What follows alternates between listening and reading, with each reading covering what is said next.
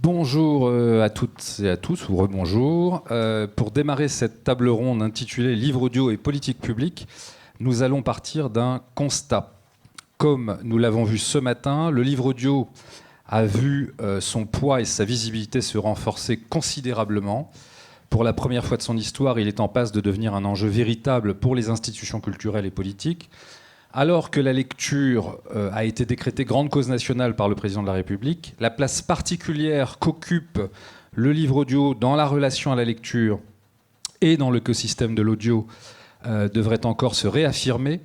Alors, comment envisager aujourd'hui une politique publique du livre audio devenue d'intérêt général ? Quelles interactions se tissent avec l'ensemble des acteurs du secteur ? Et pour répondre à ces questions brûlantes, je vous présente nos invités. Axel Chambaud, vous êtes chargé de mission pour la commission livre audio du SNE, le syndicat national de l'édition. François Rouillet-Gaillette, vous êtes responsable du pôle numérique du CNL, le Centre national du livre. Et Jao Maciel, vous êtes gestionnaire bibliothèque numérique de Paris.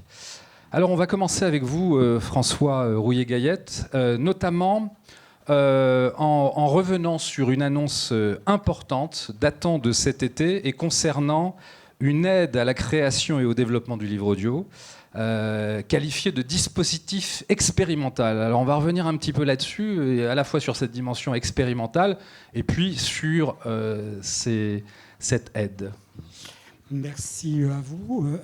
Avant, je vais rappeler très rapidement ce qu'est le CNL pour comprendre un peu ces modes d'intervention et peut-être pour répondre en partie à votre question sur l'aspect expérimental.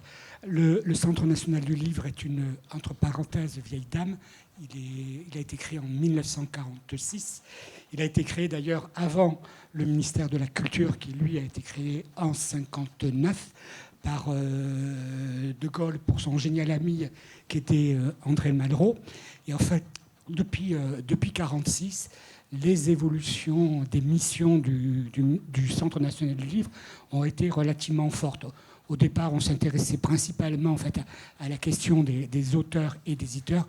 Et au fur et à mesure, en fait, on a intégré l'ensemble de l'écosystème du livre, donc de la création à la diffusion, passant par les bibliothèques, les librairies et la vie littéraire. En fait, on intervient pour cet écosystème en le soutenant, en essayant aussi de favoriser un certain nombre d'actions interprofessionnelles, et puis on essaie aussi de favoriser des bonnes pratiques. Notre façon d'agir sur cet écosystème, c'est de le soutenir avec des dispositifs financiers qui sont principalement des subventions, des bourses et des taux à taux zéro. Pour le faire, en fait, on s'associe avec des experts. On a à peu près 300 experts autour du CNL. On travaille dans le cadre de commissions thématiques qui expertisent les projets qui lui sont présentés.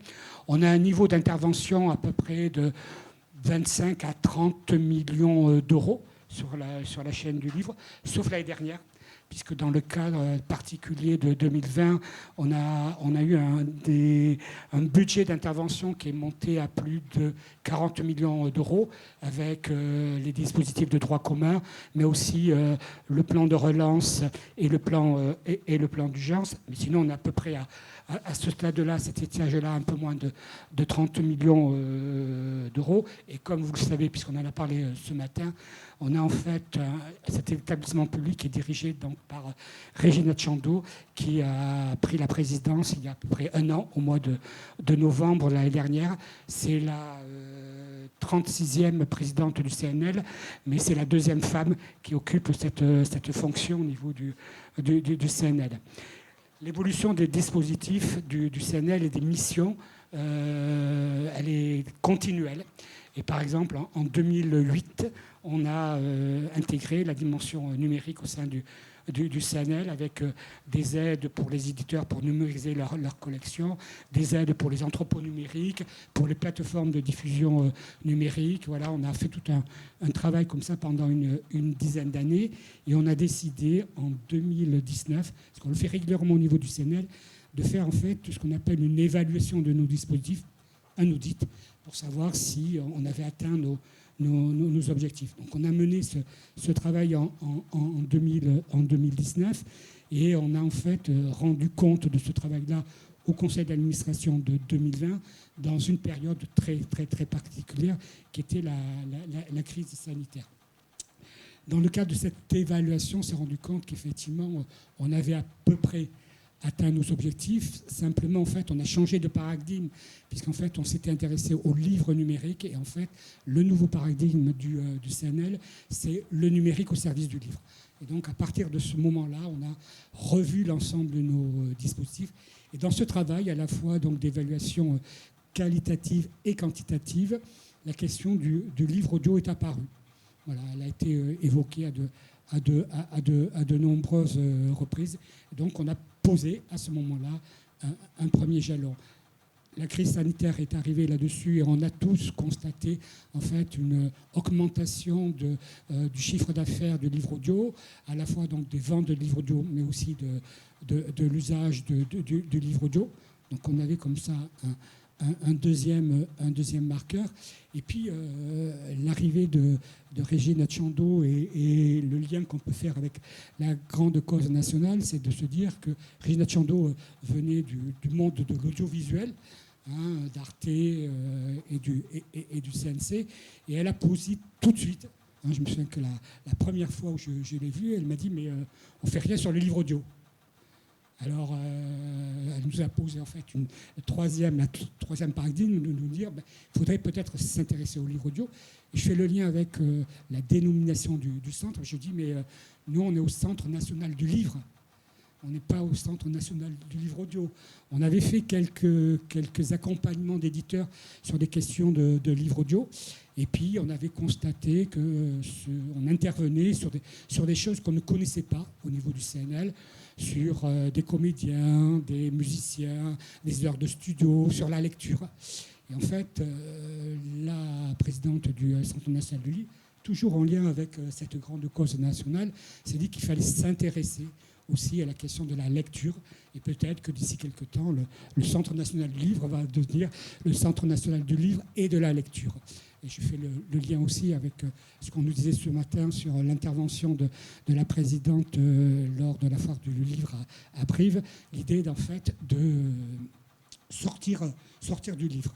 Donc à partir de cet ensemble-là, un contexte économique, un usage qui se développait, une volonté de la présidente du Centre national du livre, on a travaillé assez rapidement avec le soutien du groupe Livre Audio du SNE à la mise en œuvre d'un dispositif expérimental qu'on a donc fait voter par notre conseil d'administration le 21 juin de cette année, qu'on a ouvert aux candidats donc, au mois de juillet, et donc la première commission qui a examiné l'ensemble des projets qui lui étaient présentés s'est tenue le 21 octobre dernier, donc c'est tout récent, et on a finalisé l'ensemble des décisions samedi, puisqu'effectivement on a décidé de soutenir un certain nombre de projets. Voilà le contexte de la naissance de cette aide expérimentale. Alors simplement, l'aspect expérimental, c'est pour répondre à des soucis lors de la présentation de ce dispositif au sein du conseil d'administration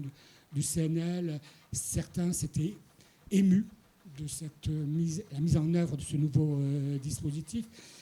Nous-mêmes, on n'avait pas de savoir-faire dans le domaine, donc on a pensé qu'il était peut-être intéressant de faire un dispositif expérimental, de l'évaluer. Donc en fait, on va présenter au conseil d'administration de juin 2022 une évaluation des 2 commissions qui seront tenues.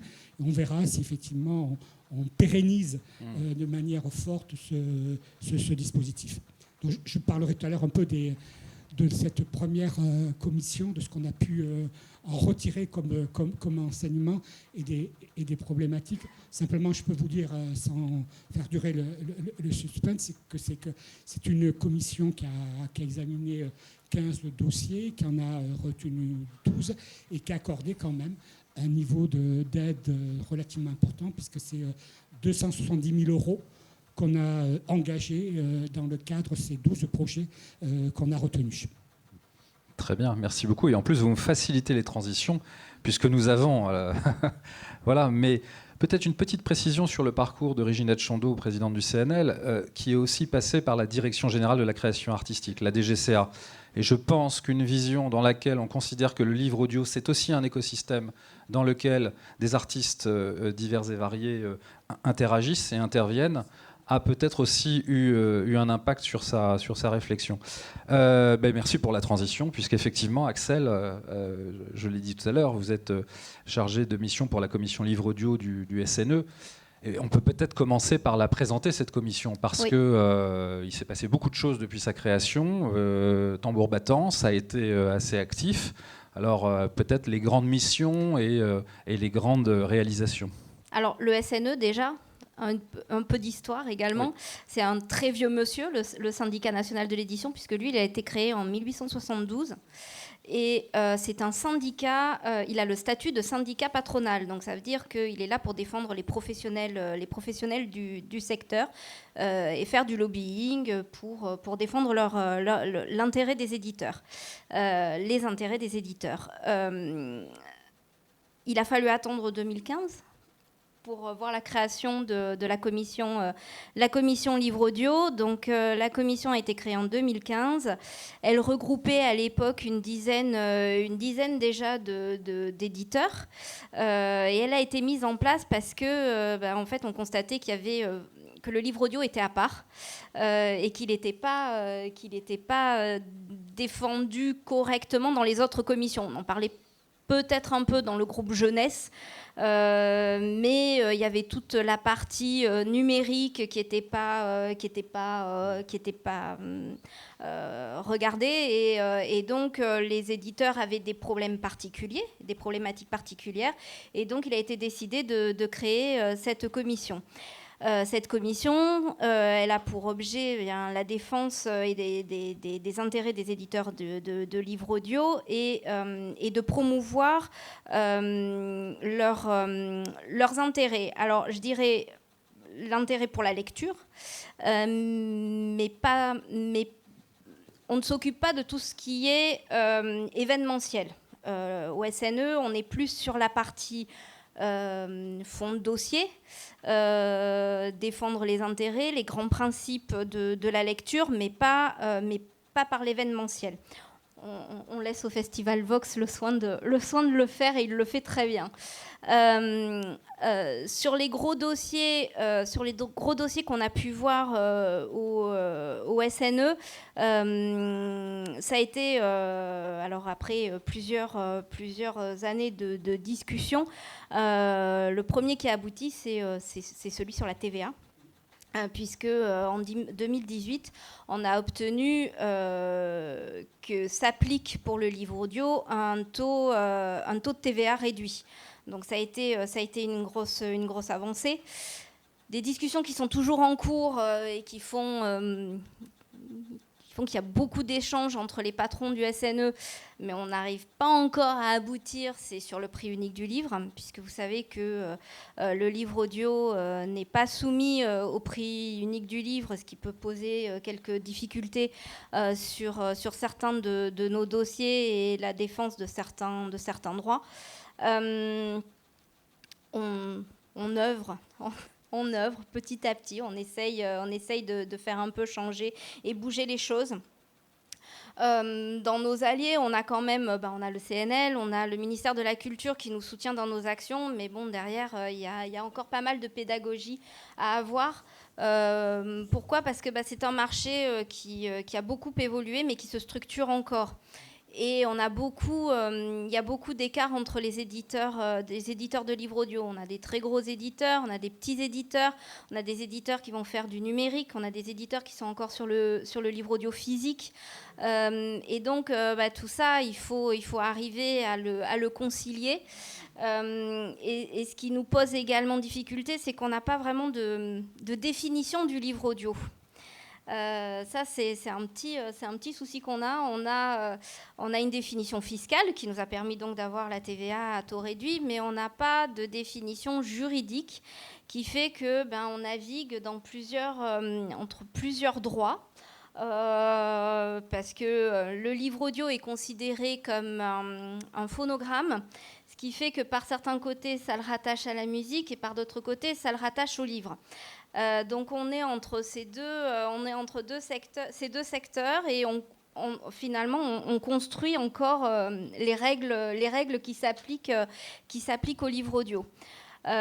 Donc parfois pour défendre la voix du livre audio auprès des prescripteurs, c'est pas évident, mais les éditeurs sont hyper volontaires et donc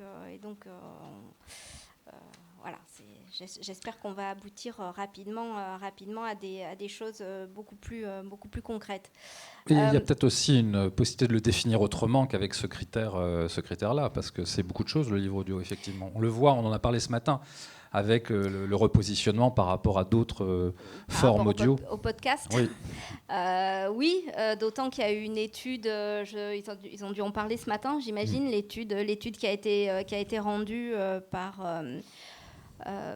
alors, oui, mais en attendant, est-ce que faudrait qu'on travaille à une définition après, est-ce que ça rendrait plus confortable les choses à voir? Parce que oui, ça clarifierait certaines choses. Mais est-ce qu'on est prêt? Alors on voit qu'on a pu aboutir, sans définition, on a pu aboutir à quelque chose avec le CNL, puisque il y a une aide expérimentale qui a été mise en place. On arrive à des choses, puisqu'on arrive aussi, le livre audio est rentré il y a déjà pas mal d'années, je crois que c'est 2017 que le livre audio est rentré dans le PNB. Donc, 2019. Donc, alors c'est peut-être qu'on a les travaux avec Dilicom qui ont démarré plus tôt. Donc voilà, on y arrive, mais c'est vrai que c'est peut-être un peu plus long. Et, oui. Alors, dans ce paysage, juste pour, on a évoqué le SNE, on a évoqué le Centre national du livre. Il faut évoquer aussi la DGMIC, la Direction générale des médias et des industries culturelles, et plus particulièrement du service livre et lecture, puisque au sein du service livre et lecture, c'est une nouveauté, c'est un interlocuteur très important pour nous. On a une chargée de mission livre audio. Et ça, c'est important aussi pour faire remonter un certain nombre de choses au niveau du ministère, puisque vous êtes un syndicat, nous, on est un opérateur du ministère de la Culture. On a besoin aussi, à un moment donné, d'avoir une voix qui va porter sur des aspects de régulation et d'enjeux de politique culturelle. Et grâce à cette chargée de mission au sein du service livre et lecture, on aura comme ça un ensemble vertueux et cohérent pour participer au développement du livre audio. Sachant qu'en plus, le ministère peut faire le lien peut-être aussi avec d'autres ministères, parce qu'il y a aussi un des enjeux du livre audio. C'est surtout le côté pédagogie du livre audio, apprentissage de la lecture. On a pas mal d'études déjà qui démontrent les bienfaits du livre audio pour l'apprentissage de la lecture. Et il y a un gros travail à faire avec le ministère de l'Éducation nationale pour essayer de faire rentrer le livre audio, je dirais autrement que par les prix, parce que les prix, c'est fantastique, parce qu'on touche directement les élèves, mais il faut aussi qu'on fasse prendre conscience aux professeurs. Et également dans les CDI, que quand on veut lire un livre, il y a plusieurs formats qui existent et que le livre audio peut être un facilitateur. Exactement. Et Axel, là aussi, vous facilitez les transitions, puisque vous avez cité le mot magique. Donc, on va en reparler, le PNB. Mais on va d'abord finir ce tour de table avec Jao. Moi, j'ai envie de vous demander, parce que on a constaté des choses intéressantes quand même, ce qui s'est passé dans les bibliothèques de prêt à Paris pendant la phase de confinement. Apparemment, il s'est passé des choses, hein, ça a bougé. Alors, qu'est-ce qui a changé? Est-ce que vous voulez nous en dire un peu plus sur le sujet? Oui, alors déjà, je ne vais pas commencer par faire une histoire de la ville de Paris. Je pense que je vais vous épargner ça. Voilà. Donc, oui, c'est vrai que là... juste pour information, donc, la Bibliothèque numérique de Paris a, entre guillemets, ouvert ses portes en 2015. Et donc, essentiellement, on prêtait des des livres numériques et des bandes dessinées numériques. Et depuis 2019, on avait la possibilité dans PNB. Donc je rappelle, pour PNB, en gros, ça permet aux bibliothèques d'acheter titre par titre ce qu'ils veulent auprès des éditeurs qui jouent le jeu, et aux usagers d'emprunter un ouvrage, emprunter concrètement un ouvrage numérique et pouvoir le lire sur une liseuse, un smartphone, une tablette, voilà. Donc quand est arrivé le livre audio numérique, la question s'est posée, comment on fait pour télécharger ? Puisque pour éviter le piratage, il faut bien qu'il y ait une protection dessus pour éviter la multiple copie. Donc la seule solution qui a été trouvée dans un premier temps, c'est du streaming. Donc streaming, en gros, on écoute en ligne. Donc on a de la chance, c'est qu'il y a un lecteur en ligne canadien qui marche très bien. Et les éditions Gallimard et les éditions des femmes se sont rattachées à PNB et nous ont proposé leurs titres. Et donc ils peuvent se lire, s'écouter en streaming, ça marche très bien. Et au départ, on a voulu expérimenter avec une centaine de titres. On a vu qu'il y avait petit à petit un petit public qui adhérait, que c'est très simple d'utilisation. On a fait un petit tuto en ligne, c'est vraiment très très simple. Et puis on a commencé à acheter. Et est arrivé ce que tout le monde a connu, donc de la pandémie. Et donc les bibliothèques de prêt, comme beaucoup de bibliothèques, ont fermé. Et donc on a eu, comme partout en France, pour les bibliothèques numériques, une explosion de nos emprunts. Voilà. Donc avant la pandémie, pour les livres audio, on était aux alentours d'une cinquantaine de prêts. Pendant la pandémie, on est monté à 1000 prêts par mois. Par mois. Voilà. Donc, 1000 prêts par mois ? Oui. D'accord. Voilà. En avril, à peu près autant au mois de mai. En juin, les bibliothèques de prêt ont rouvert. Bon, folklorique un peu comme partout en France. Et donc forcément, ça a baissé, mais ça a continué à se stabiliser. Alors nous, de notre côté, on s'est aperçu que ce qui fonctionnait bien, ce que les gens voulaient, c'était les grands classiques. Donc ça tombait bien, puisque Gallimard et les éditions des femmes nous en proposent un certain nombre. Bon, on se doute bien, la peste de Camus, c'est ce qui a marché, mais voilà, vous aviez aussi bien même des classiques comme Les raisins de la colère, enfin voilà. Donc, et à côté, vous aviez les dernières nouveautés aussi qui fonctionnaient. Donc en fait, tout est empruntable. Voilà. Et on a touché surtout un nouveau public. C'est-à-dire qu'en fait, le public qu'on a gagné avec le confinement, on en a gardé une bonne partie, et on s'est rendu compte que auparavant, on touchait un public, on va dire essentiellement autour de 55-60 ans. On a capté un public plus jeune et on a capté des étudiants. Voilà. Et donc aujourd'hui, on a un public beaucoup plus diversifié. Et on a un public qui emprunte aussi bien des livres audio que des bandes dessinées, que des livres audio numériques. Voilà. Alors, la différence aussi qui se fait aujourd'hui, c'est qu'il y a Audiolib qui a intégré PNB, qui propose son catalogue. On en a acheté quelques-uns, pas énormément, pour une raison toute simple, c'est le prix. C'est un coût relativement élevé. Et c'est pas non plus, pour le coût que c'est pas non plus ce qui est le plus demandé par nos usagers. Voilà.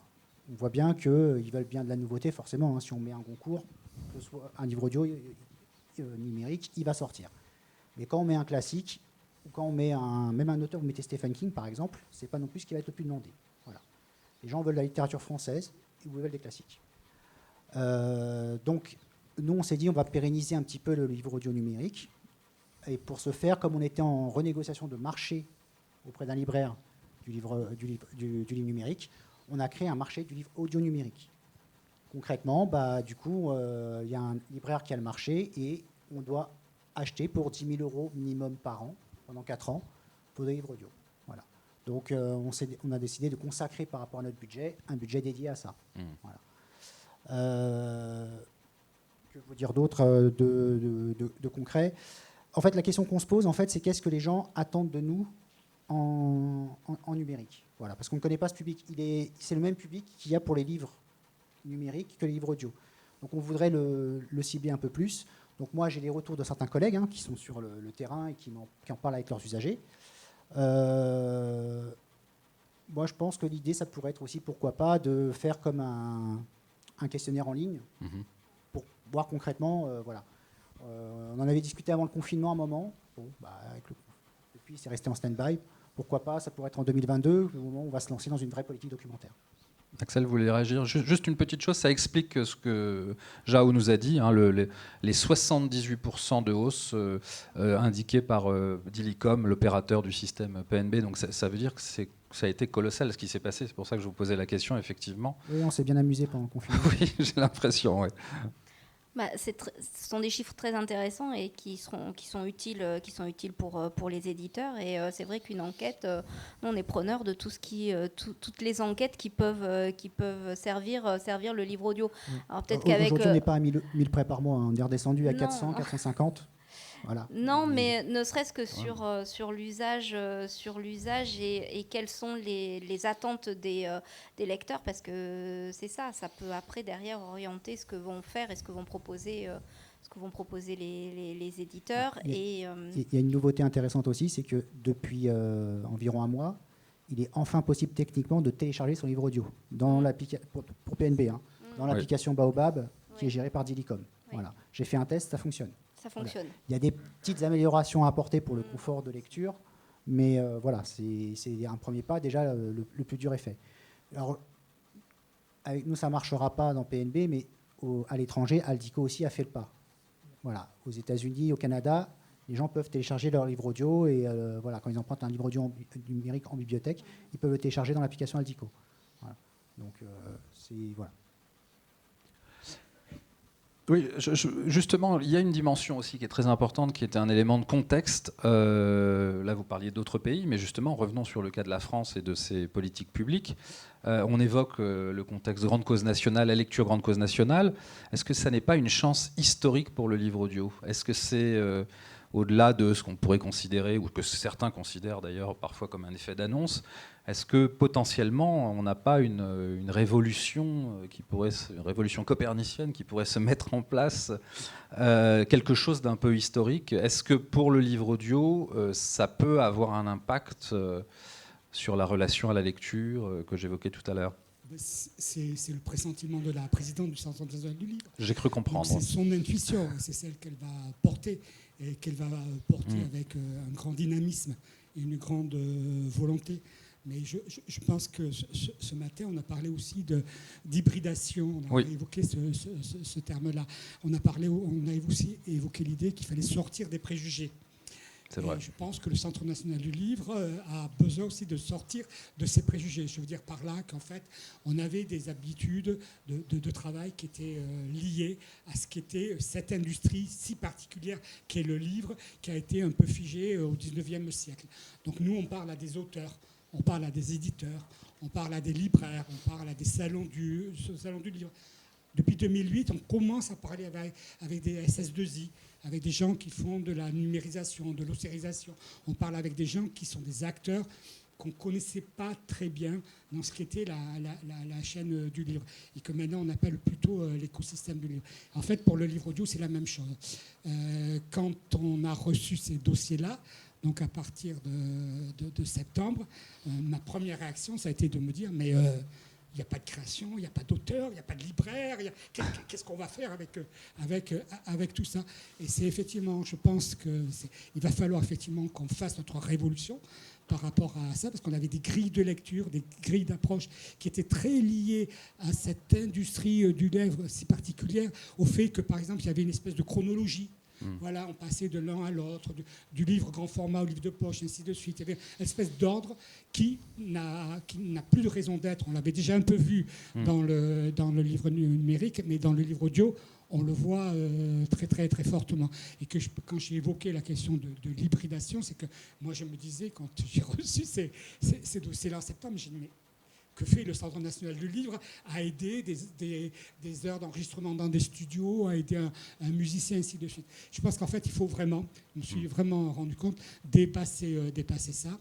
Il faut effectivement aussi qu'on le fasse en termes d'hybridation avec les acteurs de la musique, avec d'autres acteurs. C'est pour ça que dans la boucle, pour moi, il est important qu'il y ait la DGMIC, la Direction générale des médias et des industries culturelles, que c'est une industrie, que voilà, on fait appel à d'autres acteurs. Et le positionnement, effectivement, du chargé de mission livre audio me paraît très intéressant, puisque aussi au sein du ministère de la Culture, vous l'avez vu cet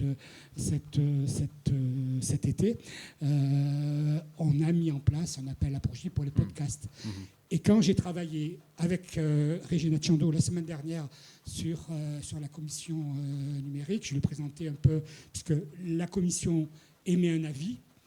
Cet avis est transmis à la présidente du Centre national du livre, qui après décide ou pas de l'attribution et qui revoit éventuellement les montants. Elle a suivi les avis de la commission et elle a terminé en me disant mais il faut qu'on aide le podcast nativement en numérique et les œuvres littéraires en podcast.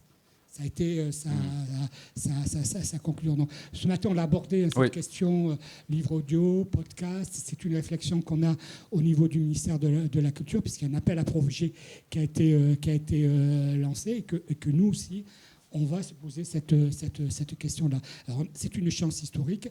Il faut qu'on fasse l'évaluation. L'évaluation, elle va nous permettre un peu de peaufiner les choses, de resserrer des boulons, de préciser nos demandes. Quand on a expertisé les dossiers, on a déjà repéré un certain nombre de choses qu'il fallait travailler. Le projet éditorial, c'est-à-dire qu'on a eu des projets dans lesquels il y avait une vraie intention littéraire, le projet était présenté.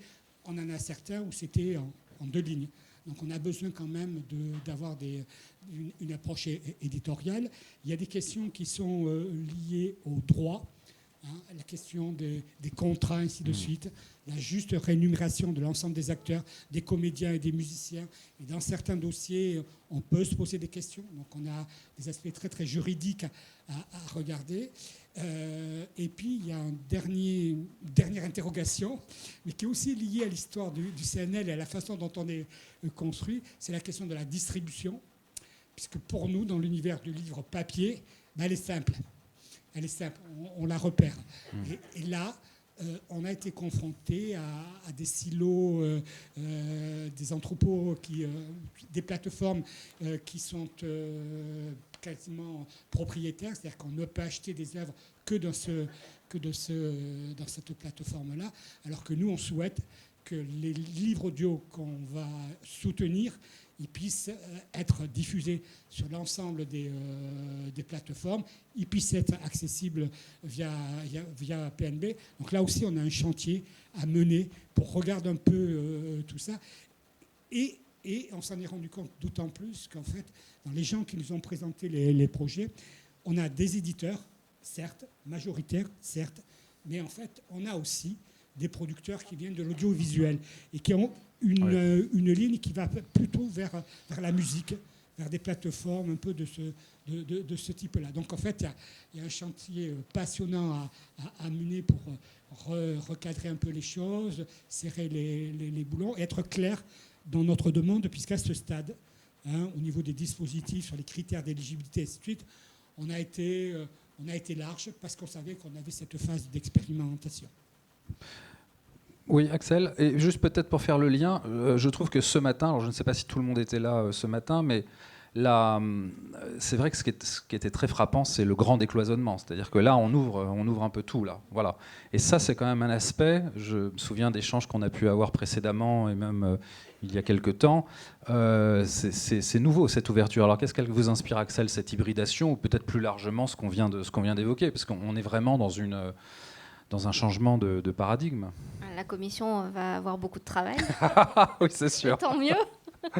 On se réunit notamment une fois par mois, juridique. Non, notamment juridique. Mais ça, on l'avait noté il y a déjà pas mal de temps. Donc oui, au niveau juridique, il y a pas mal de questions encore à résoudre. Et l'hybridation, oui, je crois que les éditeurs l'ont déjà constaté et que c'est une évolution normale. Après,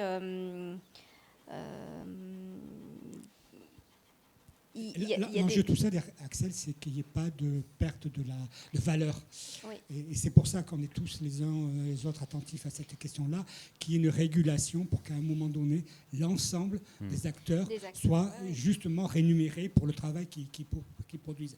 Et c'est ça, en fait, un peu notre souci un peu permanent.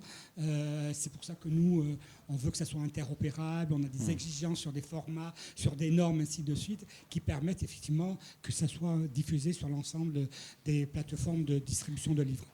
Après, c'est c'est pas au SNE de dire aux éditeurs non plus ce qu'ils ont à faire. Nous, on est là pour veiller à ce que les intérêts de nos éditeurs soient défendus, mais on ne peut pas leur imposer quoi que ce soit. C'est la puissance publique qui le fera. C'est la puissance publique qui le fera s'il n'y a pas de régulation, mais c'est pas à la commission. Enfin, en tout cas, moi, chargée de mission, je n'orienterai pas les décisions du SNE, j'en ai pas le droit. En revanche, faire attention à ce qui se passe autour de nous. Oui, vous disiez la concurrence avec l'audiovisuel. Oui, il faut faire attention. Toutes les questions de distribution et de diffusion, on en parle assez souvent en commission. C'est un sujet qui interroge encore beaucoup d'éditeurs, notamment qui voudraient se lancer dans le livre audio, qui interroge beaucoup le ministère de la Culture, parce qu'ils n'ont pas en effet encore tout à fait... En fait, on a encore beaucoup de pédagogie à faire sur le fonctionnement du livre audio. Comment fonctionne ce monde du livre audio ? Parce qu'il y a encore beaucoup de zones qui ne sont pas claires y compris pour l'interprofession. Oui. Donc, on a peut-être un travail à faire alors, on va lancer un portail internet du livre audio.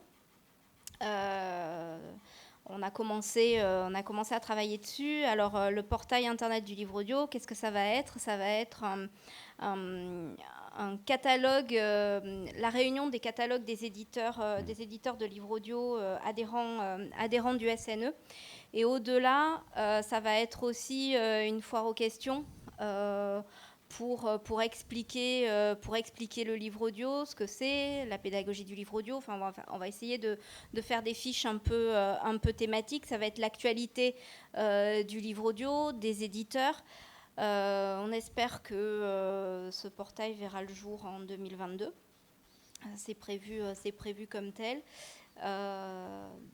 Peut-être que ça permettra de faire un peu avancer les choses. Alors 2022 justement, Jao, 2022, il va se passer quelque chose apparemment. Vous avez des projets pour 2022, il y a une continuité d'action que vous souhaitez mener au niveau des bibliothèques de la ville de Paris, des bibliothèques de prêt. Au niveau des bibliothèques, je ne sais pas. Au niveau de la bibliothèque numérique, oui. Oui, bibliothèque numérique, oui. Voilà. C'est essentiellement de développer notre catalogue de livres audio numériques. Oui. Ça, c'est clair. D'accompagner parce que on peut télécharger le livre audio, c'est nouveau, mais nous, on sait très bien que certains usagers vont avoir des difficultés, même si nous, ça nous paraît simple. Voilà. Alors, on est une équipe, hein, on fait du dépannage. Il y a énormément de bibliothécaires de notre réseau qui le font sur place, ça on sait. Nous, ça va être de former nos collègues aussi à ça. Voilà, le reprendre et leur montrer comment ça marche. L'idée, en fait, c'est de proposer même certains titres qui sont disponibles dans PNB en livre audio, qui ne sont pas disponibles en livre numérique tout court. Voilà. Donc, il y a certains éditeurs qui proposent leurs ouvrages en livre numérique, mais à des conditions d'accès qui sont très restrictives pour nous, alors qu'en livre audio, ça l'est. Donc, il va y aussi avoir une partie, c'est ce que je vois le catalogue qui est proposé, qu'on va pouvoir montrer, qu'on montrera qu'en livre audio aussi, ce qui va faire cette spécificité. Après, nous, on constate aussi, depuis l'été environ, qu'on a aussi un public qui commence à n'emprunter que ça. Ça, c'est nouveau. Jusqu'à présent, ils prenaient les deux. Là, on commence à capter un public qui emprunte tous les mois uniquement des livres audio numériques. Et ça, vous l'avez... Parce que tout à l'heure, vous parliez un peu d'études. Ça a été formalisé à partir d'un dispositif d'études un peu poussé. Je regarde en fait qui emprunte. Oui. Voilà, je regarde s'ils empruntent régulièrement, s'ils empruntent... quel format ils empruntent. Donc je vois s'ils empruntent de la bande dessinée, du livre numérique ou du livre audio. Voilà. Après, c'est les retours de collègues que j'ai qui me permettent de dire effectivement qu'on a un public qui se rajeunit. Mais je le vois. Hein. J'ai accès à leur carte, donc je vois à peu près le public. Avant, ce que je vous disais, on touchait essentiellement les 50-60. Oui, ce que vous disiez. Voilà. Maintenant, on touche tous les tranches d'âge à part égale et on touche surtout ces étudiants. Voilà.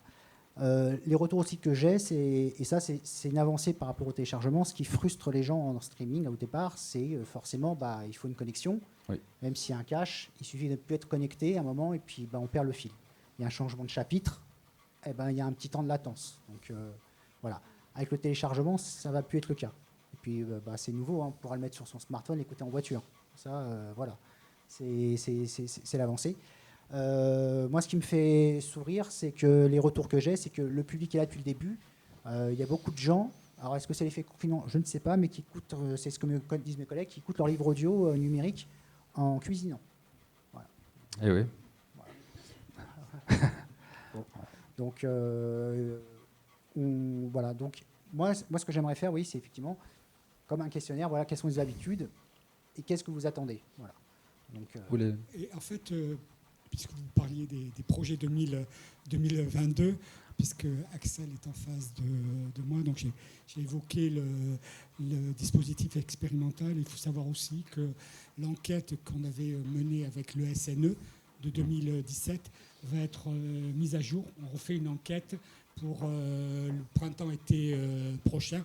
On espère l'avoir un peu en même temps que la discussion qu'on aura au niveau du conseil d'administration. Donc, à côté du baromètre, on va aussi mettre à jour l'enquête 2017 sur le livre audio et les Français.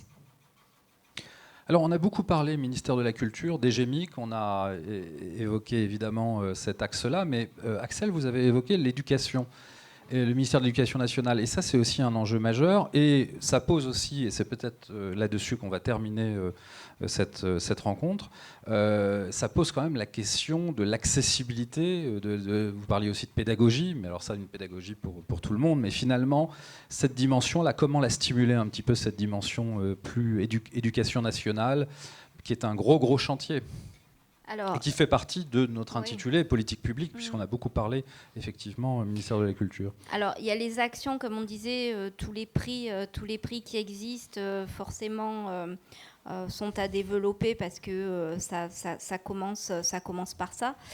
Mais après, nous, côté SNE, je dirais, il y a aussi une action à mener directement auprès des politiques, parce qu'il y a un moment où il faut que... Les budgets, ils sont au plus haut niveau. Il faut qu'il y ait du budget pour acheter des livres audio. Donc, voilà, c'est des actions. On essaye de cibler déjà les bonnes personnes au ministère de l'Éducation nationale qui s'y intéressent. Au niveau du ministère de l'Éducation nationale, il y a une mission livre audio qui a été lancée il y a peu de temps. Et il y a 2 personnes maintenant qui commencent à réfléchir à comment mieux intégrer le livre audio à l'école. Alors quand je dis à l'école, c'est école, collège, collège et lycée. Oui. Donc c'est toutes ces petites actions qui feront qu'on arrivera peut-être à quelque chose, mais avec l'éducation nationale, c'est extrêmement long. Alors après, il y a un groupe au SNE, le groupe BD, qui a lancé la BD à l'école, avec un livret, des présentations, des éditeurs et des auteurs qui se déplacent sur une semaine dans les écoles pour présenter la BD, mais c'est pas exactement la même chose parce que la BD c'est un secteur éditorial, le livre audio c'est un support, c'est un support de lecture et il faut qu'on arrive à voilà, est-ce que c'est comme ça qu'il faut faire? J'avoue que je sais pas trop. Je pense qu'il y a alors on en discutait tout à l'heure avec certains éditeurs qui sont présents, mais effectivement, le problème, par exemple, si on veut les avoir en numérique, PNB n'est pas accessible. Exactement. Aux écoles. Oui. Voilà. Ouais. C'est pas faute qu'elles demandent. Donc ça pourrait être aussi une avancée du ministère de le permettre, voilà, cet accès, pour ne serait-ce que acheter des livres audio numériques. Voilà. Alors à Paris, c'est bien parce que les gens en CDI peuvent faire des cartes professionnelles et après les emprunter. Voilà. Mais c'est une rustine, on va dire. C'est une béquille. Voilà, donc l'idée, ça serait de leur donner cet accès. Alors, je pense que c'est juste une question de budget, hein, c'est juste ça. Mais ils ne sont pas obligés non plus de l'ouvrir à toute l'offre PNB. Chacun, après, est libre d'acheter ce qu'il a envie. Donc, c'est juste leur dire, voilà, vous y avez accès, vous avez ce budget, achetez vos livres audio, comme ça, vous faites une écoute en classe, voilà, surtout pour les gamins qui ont des difficultés de lecture. C'est un moyen d'y avoir accès. Oui, bien, nous arrivons au terme de nos échanges. Alors, rêvons peut-être, quoi qu'il advienne, en 2022 ou en 2023, à le livre audio Grande Cause Nationale. Pourquoi pas, hein. Donc, le livre audio Grande Cause Nationale, je pense que ce serait un objectif intéressant. Voilà, merci à tous. Merci beaucoup.